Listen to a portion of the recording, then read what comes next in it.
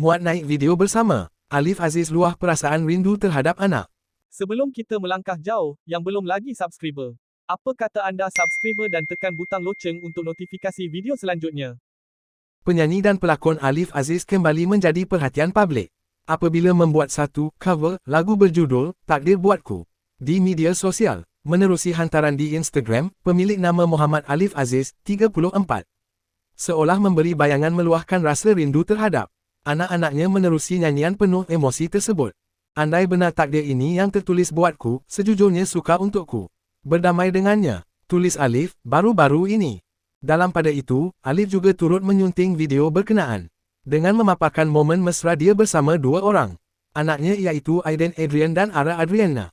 Malah perkongsian itu juga mendapat perhatian daripada ibu kandungnya dan menitipkan doa buat cucu-cucunya agar membesar dengan baik.